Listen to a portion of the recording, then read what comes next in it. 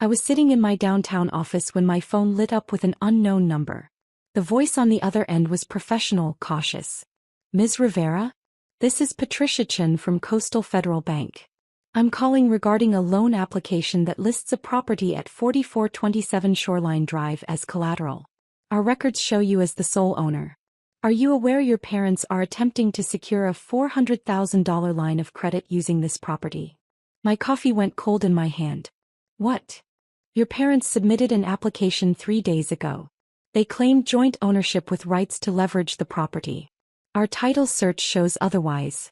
I need to verify. Did you authorize this? No. Absolutely not. That condo is mine. I bought it 5 years ago with my own money. Patricia's pause told me everything. I see. Ms. Rivera, I'm going to need you to come in. And you might want to bring documentation. The condo had been my dream. A 2-bedroom unit 3 blocks from the ocean.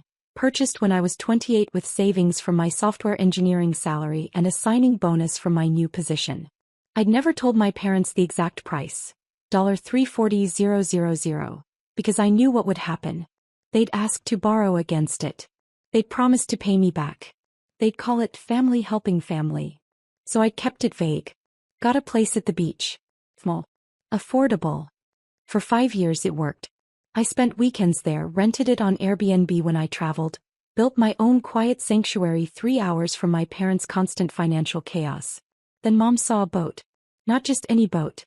A 42-foot cabin cruiser docked at the marina near my condo. She'd mentioned it casually 6 months ago. Your father and I are finally going to enjoy retirement properly. I should have paid attention to that word. Finally. Like they'd been denied something. Like their 3 failed businesses and 4 refinanced mortgages were someone else's fault. At Coastal Federal Bank, Patricia Chen spread documents across the conference table. The loan application was thorough. Convincing. Under collateral assets, my parents had listed the Shoreline Drive property with an estimated value of $580,000. Current market value was accurate. Beachfront had appreciated significantly. Under ownership status, they checked joint family property, multiple deed holders. They provided this, Patricia said, sliding over a photocopy. A deed. With my signature. Except it wasn't my signature. Close. Very close. But the R in Rivera had a loop I never made. The date was wrong. They'd listed the purchase as 2015, not 2018. This is forged, I said quietly. Patricia nodded. Our title search revealed the authentic deed. Sole owner, Elena Rivera. Purchase date, March 2018. No cosigners. No joint ownership. Clean title. She pulled out another document. This is where it gets worse. The loan approval was already processed. Not finalized but processed. My parents had been scheduled to close in 4 days. The $400,000 would have been wired to their account. They'd already made the down payment on the boat, $85,000, according to the marina contract Patricia had somehow obtained. How did you even get this? I asked, pointing to the boat contract. Your mother attached it. As proof of intended use. She told our officer the boat would be docked at the family property for easy access. Made the whole thing sound legitimate. Actually laughed. Sharp bitter. The family property I bought myself. That they visited maybe 6 times. Where they complained about the fold-out couch and asked why I didn't get something bigger. Patricia's expression softened. I've seen this before. Family financial abuse. It's more common than people think.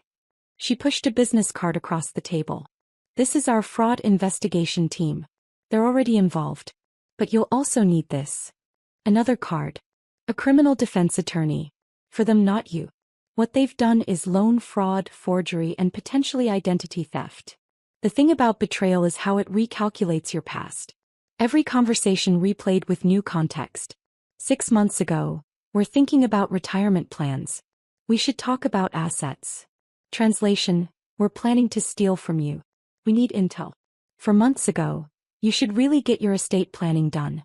What if something happened? Translation. We need to know if there are any legal obstacles to claiming your property.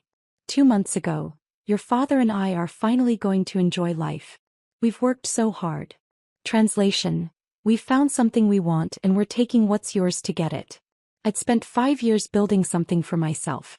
5 years of careful budgeting, strategic career moves, sacrificed vacations to make extra mortgage payments. I'd wake up early on Saturdays to clean the condo between Airbnb guests. I'd researched property management companies, compared insurance rates, learned landlord-tenant law. And they'd tried to take it with a forged signature and a story about family. The ghost ledger started writing itself in my head that night. Not the money, though $400,000 in fraudulent debt would have destroyed me financially. But the other cost. The invisible ones. Every time I downplayed my success because their businesses failed. Cost. My right to celebrate my achievements. Every time I'd felt guilty about my stability while they struggled. Cost. Peace of mind I'd earned. Every time they'd called me lucky instead of hardworking. Cost. Recognition of years of effort. Every visit where they'd criticized my small condo.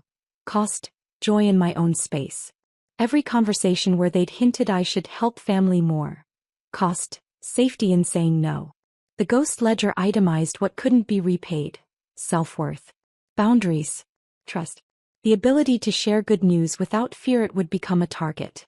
I met with the fraud investigation team. Brought every document. The original deed. 5 years of mortgage statements. Proof of down payment from my personal account. Bank records showing every Airbnb deposit, every insurance payment, every dollar I'd put into that property. The investigator, Marcus Webb, reviewed everything methodically.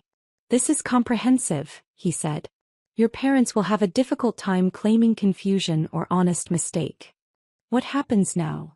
We file a formal fraud report with the police.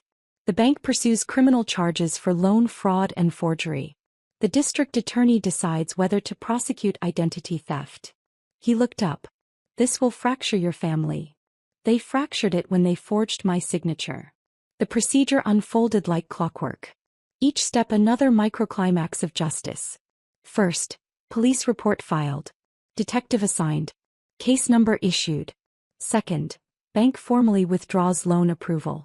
My parents receive notification. Boat deal collapses. They lose their $85,000 deposit, non-refundable. Third, detective interviews my parents.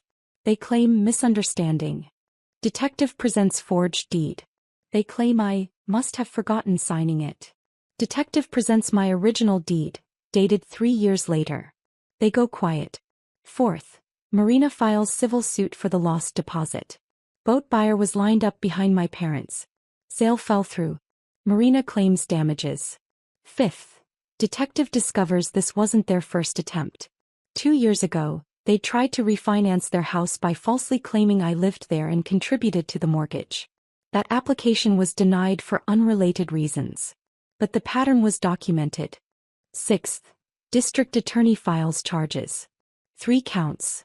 Loan fraud, forgery, attempted identity theft. Seventh, my parents hire an attorney. Cost $15,000 retainer. They have to liquidate their retirement account. Eighth, preliminary hearing. Judge reviews evidence. Finds probable cause. Sets trial date. At the hearing I sat in the back. Watched them. Mom wore a navy suit she'd probably bought for this. Dad kept clearing his throat. Their attorney presented their defense. A family misunderstanding about jointly held assets due to poor communication. The prosecutor presented my deed. My bank records. The forged signature analysis from a forensic document examiner. The previous refinancing attempt. The judge's voice was flat, bored almost. Like this was the 3rd fraud case she'd seen that week. The evidence shows deliberate intent to deceive a financial institution using forged documents. This wasn't a miscommunication. This was fraud. Proceed to trial. Mom looked back at me. Our eyes met. She looked away first. 9 months later the trial ended. Guilty on 2 counts, loan fraud and forgery. The identity theft charge was dropped as part of a plea agreement. Sentencing. 2 years probation, $50,000 in restitution to Coastal Federal Bank for investigation costs, 200 hours community service, and permanent prohibition from using my name or information on any financial documents. The Marina's civil suit added another $85,000 judgment. My parents had to sell their house. They moved into a rental apartment. Got part-time jobs to cover the restitution payments. I didn't attend the sentencing. Didn't need to. The system had worked exactly as it should. 6 months after sentencing, I got a letter. From Mom. 4 pages. Handwritten. It apologized. It explained their desperation. It asked for understanding and eventual forgiveness, and a path forward as a family. I read it once. Then I put it in a file labeled, Evidence of Attempts to Re-establish Contact. My attorney advised keeping everything. I didn't respond. Last month I refinanced the beach condo. Got a better rate. Saved $200 a month. The paperwork was simple, clean, mine. I spend most weekends there now. Last Saturday I watched the sunrise from my balcony with coffee and silence. Pure, uncomplicated silence. No one asking for money. No one suggesting the property is really for everyone. No one calculating what they could take. The ocean doesn't care about family politics. It doesn't redistribute the tide because someone feels entitled to your beach access. It just is. Constant, indifferent, clean. They wanted a boat to sail into their retirement dreams. Instead, they sank the only thing keeping them afloat, their relationship with the daughter who'd actually built something. I don't feel guilty. I feel free. The condo is mine. The title is mine. The success is mine. And the people who tried to steal it are exactly where they put themselves. Sometimes justice is complicated. Sometimes it's just a title search and the truth.